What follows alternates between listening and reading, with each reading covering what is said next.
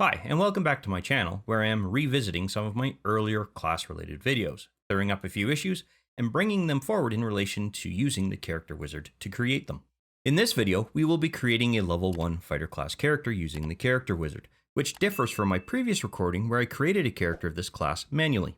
To ensure this video only focuses on those elements that relate to the fighter class itself, I will jump around a little bit when it comes to the race and the background selection, as well as with respect to the ability scores, as I've already rolled those and will be using manual entry for those. So with that, let's get started. To open the character wizard, you're going to want to look on the right hand side of your screen, and you will want to click on this characters button once Fantasy Grounds itself is up and running. This of course already assumes that you've loaded all of the modules, which are covered in previous videos, so I'm not going to cover that here. As soon as I click on this button, we're going to get a window that looks like this. Now yours may be blank, yours may not be. It depends if you've already created characters of other classes or races before. But the button you're looking for is in the upper left corner of this panel, called the character wizard. For those of you who have watched my previous character creation videos, you will notice that this looks a little different. And that is because this character wizard is from Fantasy Grounds Unity version 4.4+, and Smiteworks has made some improvements to the overall process. I am most likely going to be asked to redo this character creation process, even though I just recently redid it for Smiteworks. So don't be surprised if you see an updated update or an update on their channel at some point in the future. Having said that, I have already pre-selected all of the things that I want to go through and do. So I'm going to select human in this particular case. I am also going to ensure that I select my primary ability scores, which in this case is going to be all of them, so there's nothing I really have to choose there. The only one that I really have to choose here is languages, so I'm going to ensure that I select Common and Draconic for this particular character. As soon as I do that, I'm going to go to the class option, and we obviously want to choose Fighter. So you can either click right on this link here to open up the class sheet. That makes it a little bit easier to go ahead and read through, and gives you an option to read through and sort through all of these classes. I'm going to choose Fighter, and then I have to make sure that I select my initial proficiencies. For this character, and because of the background I plan on selecting, I'm going to go ahead and choose Athletics and Perception. One thing I want to point out on this, when you're creating a level 1 character, you won't use this Add Class option. This is for multi-classing. And this is only going to be applicable for characters who are level 2 or higher, because remember, the character level differs from the class level. I don't need to worry about that today, so I'm just going to go ahead and go to ability scores. Now, this isn't as obvious an option from our previous versions of the character wizard, but this is where you go when you want to change the method that you want to use in order to determine your ability scores. I'm using dice roll and manual entry. There are two ways that you can manually enter in your stats. The first is to do the final score here, because if you enter this in here, this bonus doesn't come into play. You're actually setting what the final value is. And what that means is that you have to take into account this +1 modifier into whatever value you're adding here. So this would actually be a 19 in this particular case, not an 18. The other option, I'm going to clear that out now, is to use this miscellaneous field. And what you're going to want to do is subtract this 10 from whatever value you rolled. So if you rolled an 18, you would put an 8 here. If you rolled a 16, you would put a 6 here. And in fact, this is exactly what I did. So I rolled an 18, 16, 16, 14, 14, 14. And yes, I actually did roll that, which was kind of shocking to me. But what this does is it takes into account your racial bonuses here, adds all of that to your base value, and then gives you your final total up here. I don't know why the decision was to change this panel to do it this way, but I have a funny feeling with manual entry, the expectation is you're creating a stat value that already takes into account any racial modifiers anyway. So I do admit that this override option is quite convenient for that. You still have to do a little bit of math no matter which method you use in either of these two cases, but at least it's there. And with that, I'm going to go ahead and continue filling out the rest of this particular character sheet here, and then as soon as I'm ready to save, I'll bring you right back. Once your character has been created, you will want to work with the Dungeon Master to fill in a portrait as well as a token. In some cases, this could be a custom portrait that you yourself have provided. Even with the token, that may be possible as well. And these have to exist on the DM's system in order for them to propagate over to other players so that they themselves can see who's who. And that's because it's the Dungeon Master system that handles syncing data between all of the clients that are connected to it, not each individual player system to sync up to the DM, which in turn syncs out. No, it doesn't work that way. It's all from the Dungeon Master side. But the good news here is that once that is done, your character will pretty much be set up and ready to go. However, there are a few things that I want to point out with respect to your character sheet, and then we'll go over the abilities that your character has gained within level 1. As you can see, there are a total of 7 tabs here on the right side of your character sheet. And they are the main tab, which contains your character's name, class and level, background, race, ability scores, saving throws, your senses, and your hit die and hit point information down here at the bottom. It also includes your death saves here.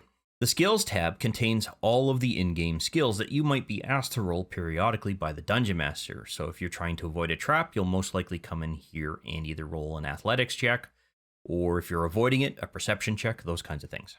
The abilities tab is a summary of all of the unique abilities and traits that your character has. So when you gain higher levels, you'll be able to access feats if your Dungeon Master is allowing them. These would be your stock class features that you're going to gain. These will be racial traits that your character has received when you created it. These are the proficiencies, and these generally aren't going to change unless you gain a feat that gives you proficiency, or unless you gain a new ability or feature that gives you some proficiencies with some additional equipment. And then your languages down here at the bottom. The inventory tab contains everything that is specific to your character's equipment, treasure, and what their encumbrance is. And I'm not going to explain all the details about this, so that's handled in other videos. However, what I will point out is that this is what your character is effectively carrying with respect to the total amount of weight they're holding. This is what their maximum weight will be that they can carry before they can't move anymore, as well as what they can lift, push, and drag. That's the total amount of weight that something has to be before you're unable to move it. Anything higher than that, I should say. The notes tab is going to be where you add in descriptive detail about your character, such as their gender, their age, height, weight, what alignment their character is, the deity that they may be worshiping, and any other personal traits and bonds that you want to make note of, what they look like, as well as personal notes that you have for yourself. This log panel is something that you can generally ignore unless you're going to get into the Adventurers League, which is a link you'll be able to find in the description below. And this is primarily just a log entry of all of the adventures that your character has taken into, so that the Dungeon Master who is running a particular Adventure League campaign can review that and gain sort of an idea as to what your experience is. And finally, the Actions tab. And this is where all of the actions that your character can do can be found, as well as the ability to customize them. For example, this greatsword is a two-handed weapon, so I want to reflect that here. Out of all of these tabs, the 3 that you will spend most of your time in are going to be the Actions tab, the Main tab, and the Skills tab. Periodically, you will have to review the Abilities tab and maybe even the Inventory tab, most likely when you're receiving or modifying equipment, stuff like that.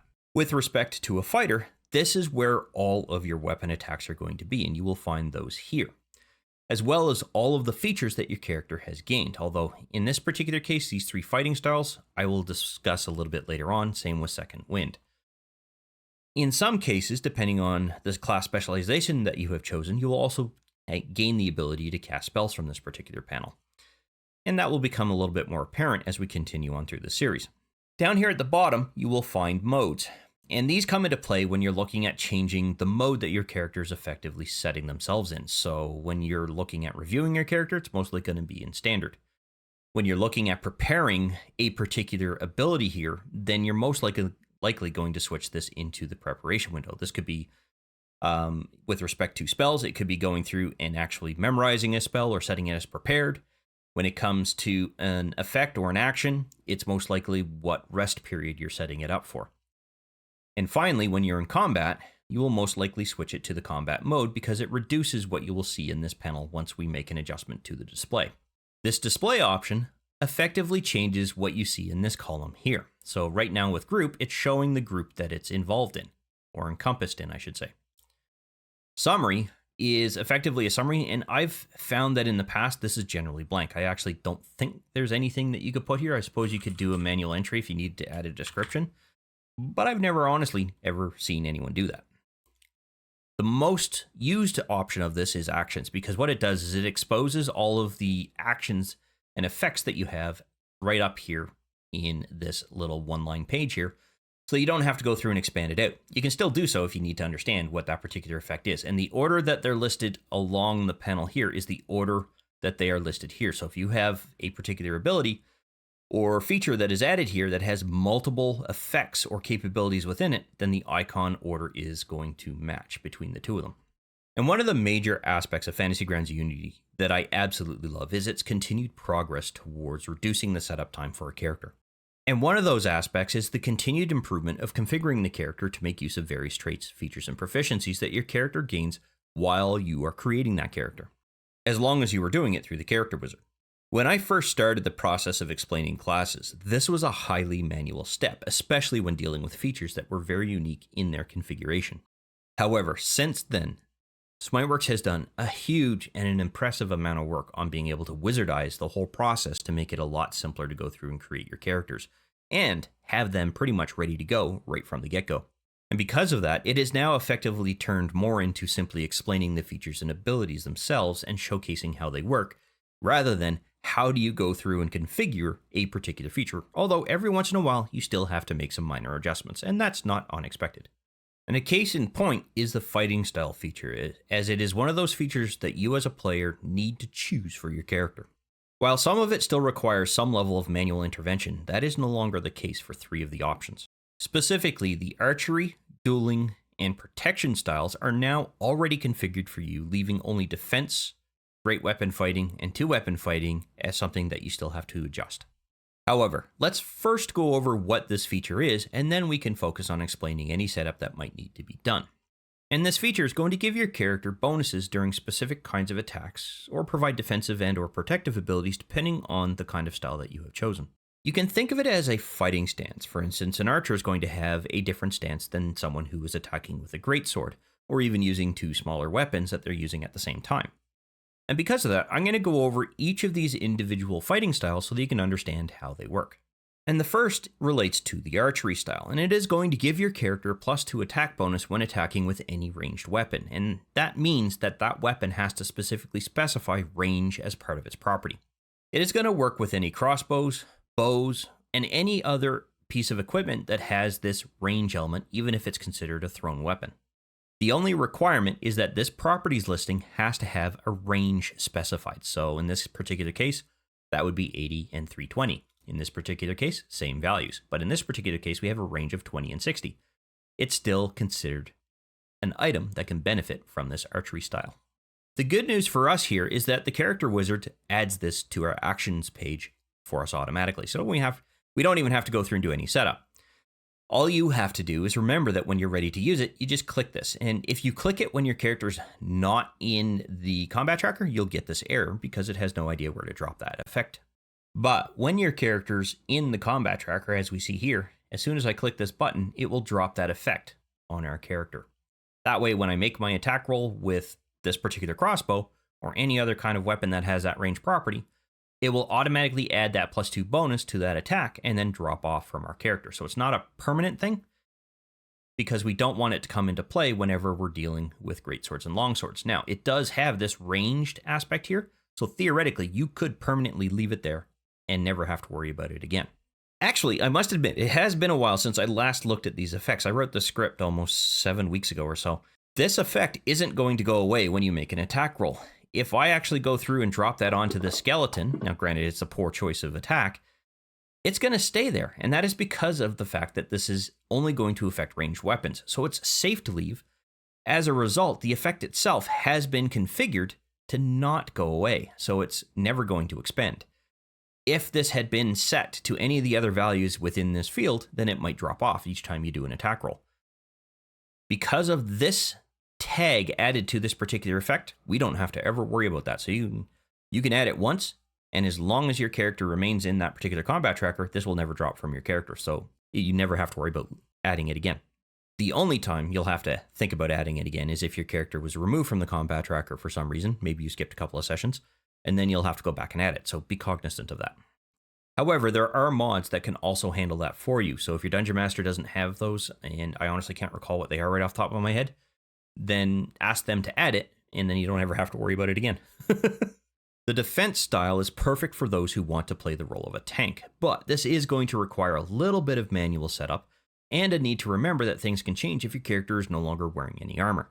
And the reason for that is that this is going to give your character a +1 to their armor class while they are wearing armor, and only while they are wearing armor. Now, what type of armor? It doesn't matter. It covers the gambit. So that can range anything from leather armor all the way through to full plate armor. This is going to be configured within the main tab, specifically under this particular section of your panel here. You'll see this little magnifying glass here, and what you'll want to do is pop that open and just click on that. This last row is what represents your modifiers, if you will, for configuring the armor class for your character. It's going to pick up when your character has armor equipped. So if I change this, it's going to change the overall armor class based on this particular value here. But right now we can see that we have an armor class of 16. Because my character is wearing armor, I actually need to add a 1 here to make sure that it's actually +17. And this is the field that you're going to want to do this in. But this is where the problem is. If I go ahead and unequip this chainmail, we can see that the armor class has dropped, but it hasn't taken into account that this is no longer there. You have to go back and manually remove that in order to reduce your character's armor class back to what it's supposed to be. However, as long as you're wearing that armor, you don't have to worry about that particular issue. So if you make sure that it's equipped there, you leave that set to 1, and you can continue to benefit from this armor class. The one thing that I want to point out, though, relates to this field here. You will note that there is no dexterity bonus coming into play. And that is because the kind of armor that this character is wearing doesn't provide the ability to gain your dexterity bonus. Heavier armor generally restricts and actually eventually could potentially provide a penalty against your dexterity modifiers here. However, that also comes down to whether that particular armor is cursed or not. If you have magical armor or armor that specifically states that you can apply a dexterity modifier, it's also going to tell you what that maximum value of that bonus could be. And there's also other aspects of that that come into play as well. For instance, let's say that you had an armor that stated you could add a maximum of a +2 modifier of your dexterity to your character's armor class. But also, let's say that you had a shield that said you could apply a maximum of +3 dexterity to your character's armor class. What that actually means is that you would only be able to set this to a maximum of 2. And the reason being is that it's the lower of those two quote-unquote maximums that comes into play. If they both said maximum of +3, then excellent, you could choose maximum of +3. But unfortunately, that's not the case. And the one thing I do notice is that they also don't allow the ability of +1 here. So in order for you to actually toggle that, you're going to want to most likely use this miscellaneous field to take that into account. Now, in this particular case, our character has a maximum of none because they're wearing bare bones chainmail armor, which means that we don't get our dexterity bonus. So as long as you keep all of that in mind, then it becomes relatively straightforward to make sure that your character's armor class is accurate. The dueling style allows your character to gain a +2 bonus to damage when wielding a single melee weapon with one hand. For instance, a rapier or a short sword would count, but so would a longsword if and only if your character is holding it in one hand and is not using its versatile capability in order to hold it with both hands. And again, this is already set up for us. So all you have to do is be able to make use of it whenever you're in the combat tracker. I'm going to go ahead and remove that ranged one because our effect is right here. So whenever you activate the dueling capability, all you have to do is apply it here. And because it is melee based, you technically could leave it here. However, there is a difference. If you ever have the capability to switch your stance, i.e. you've got a longsword and you're switching it to using it as a two-handed weapon as opposed to a short or a one-handed weapon, I should say, then you will have to remove this when you switch to the two-handed style. And I don't mean a fighting style. I mean when you're holding that weapon with two hands. Moving on to the great weapon fighting style, it's going to allow your character to reroll any damage rolled with a melee weapon hit by using two hands that rolled a 2 or lower on the damage dice. But this can only be done once, meaning you have to accept that new value. For instance, if I chose to use this greatsword as my attack, you can see here that it has 2d6 damage with respect to the die that are used, so it's a die 6. If I rolled a 1 or 2 on either one of those die, or both, then it could go through and re-roll those values for me. And you can set up Fantasy Grounds to automatically do this for you, so you don't have to worry about it. Unfortunately, it's not something that's automatically set up because when you create your character, you don't know, or Fantasy Grounds doesn't know, what that fighting style is going to be, so it doesn't make the assumption for you. However, if you decided to choose Great Weapon Fighting Style, then what you can do is use this magnifying glass here to modify that weapon. And what you want to do is add in the following statement, comma, reroll 2. And you can append it to the end, you can throw it in the front, you can throw it in the middle of these two. It doesn't much matter where you put it on this line, it should still work. As soon as you make that change, save it, and you should be ready to go. And I should say that hitting that X doesn't actually save it. As soon as it's entered, it's saved, but I like to prefer the window being closed before I use anything, just as a precaution. How will you know that it's going to work? Well, here's the thing. Anytime you roll damage on an attack die, what you're going to look for are these two values. We had a 1 and a 6, but you can see down here, we actually have a 6 and a 6. If you look here, it says re-roll D2, meaning it rolled the second dice, or re-rolled that second dice that rolled the 1.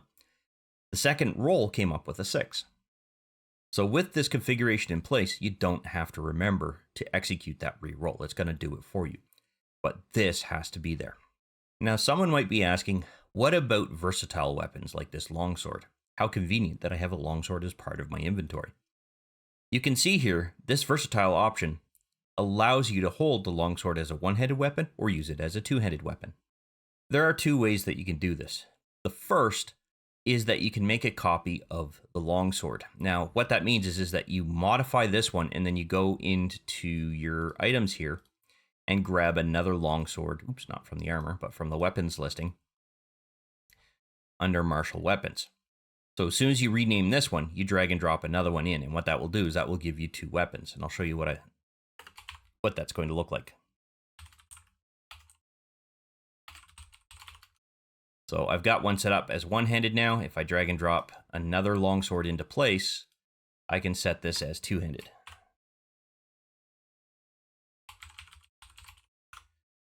And the reason you might want to do that is because it's going to add two longswords here. One of them you're going to have to update to reflect the longsword that is the one-handed weapon. Another is to reflect the one that is the two-handed weapon. Unfortunately, this does add another 3 pounds to your character's weight. And it's not really the best way to do this. The better way is to make sure that you're in the standard or preparation mode. It shouldn't really matter which of these two modes that you're in. Because if you're doing this while you're in the combat mode, the weapon's never going to show up. And then you're going to simply add a new weapon. With that, you're going to create a longsword.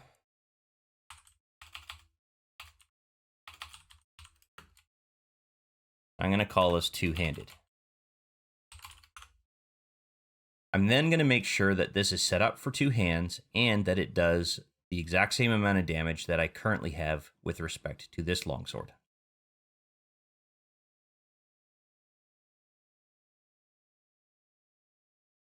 And if I'm not mistaken, it's a 1d10.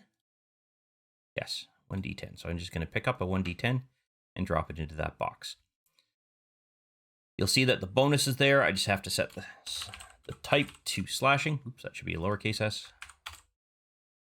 And then I'm going to add in the reroll here. It's also going to be heavy, and it's going to be two-handed. Doesn't necessarily, actually, no, that's incorrect for a longsword. There we go. Longsword should be that. Wow, lots of typing errors on that one. Anyway, that should be everything we need to do. So with this now in place, and unfortunately you're going to have a dummy weapon unless you throw that into your equipment there. When you make the attack roll, or sorry, damage roll, anything under a 2, if I can get one here,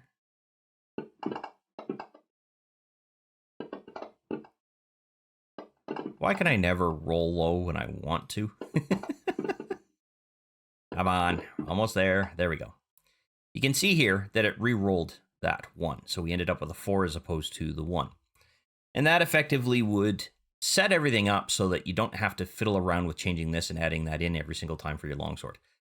It's not the most graceful way to do it. You end up with a very weird piece of equipment here, but it's a nice quote unquote cheat, if you will, in order to go through and add that and set it up that way. And for now, I'm just going to go ahead and remove that because I don't need that for the rest of the video. The protection style is a great style for players who want to play the kind of guardian play style and prevent damage from getting to other party members. When a creature within 5 feet of where your character is standing is attacked, you can choose to use your character's reaction to provide disadvantage on that attack roll while your character is wielding a shield. And that's the key. You have to be wielding or holding a shield. And it's not holding as in just holding and having it in your person. You actually have to be holding it for the purposes of using it during combat. The one thing to keep in mind, though, is this is going to use your character's reaction. So it's not something you're necessarily going to do on your turn, but you're going to do it on a hostile creature's turn and react against that particular attack. So you can only do that once per turn or once per round until that turn comes back around to your own character and then it resets. This effectively means that it does have a limitation. However, the good news for us is that this is already set up and ready to go. All we have to do to use it is simply apply the effect on the attacking creature. So let's say for Kiggle's sake that this Shadow Daemon was a particular ally of ours. I'm not sure why, but let's say that it is for the moment. That Archmage is attacking that Shadow Daemon. What you would do is you would drag and drop the effect onto the attacker. So in this case, it would be the Archmage. When they make their attack against that Shadow Daemon, you'll see that 2 dice are rolled here. One is going to be a disadvantage dice, whereas the other is going to be their normal attack roll. And you can see the end result is that they missed. This is exactly what you want. And that's everything that you will need to know with respect to protection. So let's move on to the last fighting style. The last style provided by the player's handbook for a base fighter class is called a 2-weapon fighting style. And this one is going to take a little bit of an explanation because the style is very open to abuse, whether it's intentional or not. Usually, if a character is holding 2 weapons, one of which is used in their dominant hand and the other in their non-dominant hand, any offhand attacks that hit do not get the damage bonus applied to that damage roll. And there's a very discrete reason for this, and it simply comes down to one arm being stronger or more dexterous than the other, and this distinction is extremely important later on in the series. Using those rules, simply holding 2 weapons without this particular fighting style is simply called 2-weapon fighting, and your character would not be proficient in handling both weapons effectively. And you can denote that lack of proficiency by configuring weapons differently. So I've added in a scimitar and a short sword. I did it a few minutes ago. And what you want to do is determine which is going to be in your dominant hand and which one is going to be in your non-dominant hand. In this case, I'm going to choose the short sword as being non-dominant. All I have to do to ensure that the rules are followed is make sure that this is denoted as the offhand weapon. And that is simply done by left-clicking on this hand symbol here. When you've got your character set up this way, your character is quote-unquote using those weapons, but they're doing so inefficiently. They don't understand the stance required. They don't know how to handle those weapons yet. When you use the 2-weapon fighting style, your character goes from ineffective and inefficient with that stance to understanding what that stance is and is now able to wield both of these weapons with the dexterity and the strength required to be able to apply the damage bonuses. And the main difference here is that now both of your hands are effectively primary hands. So you get to apply those bonuses. You've learned how to hold those weapons and be able to use the full capability of those weapons. And it's essentially because they have learned to be ambidextrous with their attacks, and they can muster up that strength for their offhand attack as well as for their primary dominant hand. And there's a very specific way that I explain this to my players, in that their character now has the means to use primary attacks from either hand, which comes more into play when the character gains that extra attack feature. And I'll go into a little bit more detail about that when we cover that feature in the next video of the series. Additionally, with this fighting style, I will usually allow a player to make an attack from either weapon for their main attack action, and then use the remaining weapon for their bonus action if they chose to use a bonus attack action. However, there is a limitation. Each of the weapons that you're going to wield with each hand must have the light property in order for it to actually function for this purpose. You can't wield a non-light weapon and a light weapon. They both have to be light. For instance, a character would not be able to hold a longsword and a short sword. The rules simply won't allow it because the longsword is not classified as a light weapon. But it is possible to hold two short swords, or a scimitar and a short sword, or any other combination, as long as both of those weapons have that light property. Whichever style you choose should reflect what you have in mind for your character with respect to their martial archetype. However, some archetypes do provide a means to select a second style, giving your character the means to switch their stances effectively. For this reason, I recommend not removing any of the actions that are listed here until you've officially decided what your character's martial archetype is going to be and have identified that it doesn't offer the means to select additional styles. And that covers everything that you have to worry about with respect to the fighting style from the player's handbook. There are some other modules that introduce additional options, but those are already covered. The other feature that your character gains at fighter level 1 is called Second Wind, and it allows your character to effectively catch their breath in a metaphorical kind of sense. If you visualize HP as an overall reflection of your character's health, this could be viewed as a combination of their stamina and their physical strength, although really it has been combined into a single value to represent unneeded complexity. Second Wind could be visualized as your character stepping back, taking a deep breath, regaining a bit of a boost of energy before going back into combat again. It acts as a heal as a result of that, and it will heal your character for 1d10 plus your character's level and total hit points, and is already set up for us. For the most part, there is one correction that might have to be made depending on if this gets fixed or not. As long as you have updated your version of Fantasy Grounds by the time this video goes live, then it should already be fixed. But if you haven't yet updated Fantasy Grounds because your Dungeon Master isn't yet letting you, then it's entirely possible this rest period here is going to be misconfigured. By default, it had been getting set to the daily property with respect to rests, not the rest property, which is what is required. So if you're still using an older version, you might have to manually change this. If, however, you have properly updated and you're creating a brand new character and you've got Second Wind added to your character, it should now be properly configured from the get-go. I'd gone through and reported this to the Smiteworks Fantasy Grounds forums, and it looks like they managed to fix it by the time I was able to record this segment of this video. To showcase how this works, I've gone ahead and given our example fighter 10 wounds. And whenever it is your character's turn, because it has to be done while your character's turn is ongoing, you'll be able to simply click on this. It will roll a heal and then heal the amount of damage that your character has suffered. So in this particular case, I healed 11 points, which exceeded the capacity of the damage that I had, or the wounds that I had. So it healed me back to full. Later on, this ties directly into your level. So you can actually see that we've got a 1d10 plus 1 here. It's already set up to figure out, I should say, what your character's level is. So you don't even have to worry about trying to manually figure that out for yourself. It's going to automatically deal with that for you. In summary, that concludes setting up a level 1 character for use within Fantasy Grounds Unity. And if you compare this video with my first version of this particular video, which it will be removed from listing, but it will still be available if you have the URL, you will notice a significant difference in the level of complexity of setting up a level 1 fighter class character. With the character wizard, it now simply becomes a choice of selections as opposed to manually dragging, dropping properties back and forth, making sure you get the right ones, making sure that they're properly configured. 95 to 99% of the configuration is already done for you. You just simply have to make choices. And with respect to Dungeons and Dragons, that's effectively what it is you're choosing your own story. You're choosing your character's own actions. So why would character setup be any different? The next videos in this series will include leveling this character up from levels 2 to 10 and then from levels 11 to 20. And I will be recording those as soon as I possibly can. In the meantime, I want to thank you for watching this video, and I really look forward to seeing you in the next video. I want to thank you for watching this video, and if you found the information useful, click on that like button as well as leave a comment below as it helps the channel gain exposure. Also, consider subscribing as I release content similar to this topic quite regularly on the channel.